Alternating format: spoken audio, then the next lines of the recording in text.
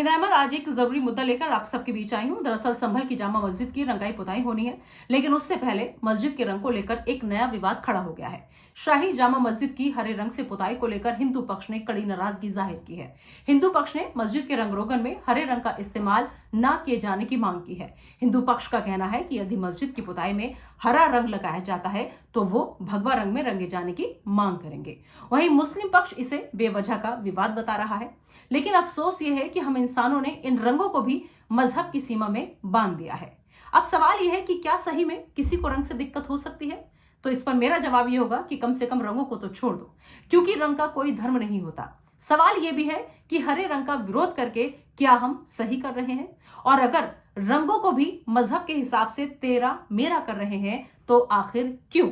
इस रंगाई पुताई को किसी समुदाय की नजर से देखना मेरी नजर में बेवकूफी है। अगर आपको एतराज हरे रंग से है तो बस इस बात का जवाब दे दीजिए कि क्या देश में हरे रंग का इस्तेमाल सिर्फ मुसलमान करते हैं?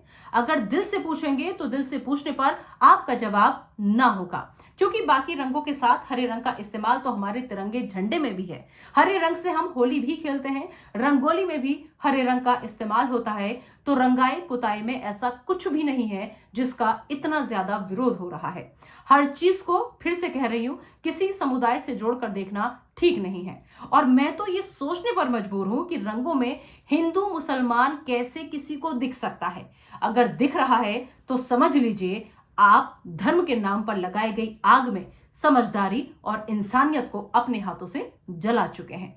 दरअसल गलती आपकी भी नहीं है। हमारा देश भावना प्रधान देश है, इसलिए समय समय पर भावनाएं आहत होती रहती हैं, तो लिहाजा रंग से भी हो गई। बस इतना ही कहूंगी कि अगर रंगों में भी आपको बुराई दिख रही है तो आप सच में दूषित हो चुके हैं। अगर नहीं तो रंग में ऐसा कुछ भी नहीं है जो बहस का मुद्दा बने। मेहरबानी करके रंगों को न बांट कर उन लोगों के मुंह पर तमाचा मारिए जो धर्म के नाम पर नरक मचाए हुए हैं। मंदिर मस्जिद के अलावा और भी कई जरूरी मुद्दे हैं मेरे संभल में, जिसके लिए संभल में कभी कोई आवाज नहीं उठाता। मेरे संभल में ये हिंदू मुसलमान चिल्लाना बंद कर दीजिए और दिखा दीजिए कि संभल के लोगों में अमर प्यार है। ये प्यार अमर था और ये प्यार अमर रहेगा। देखिए, मैं किसी भी मजहब के विरोध में नहीं हूं, लेकिन जो ये सब कुछ चल रहा है उस पर गंभीरता से सोचने की सबको जरूरत है।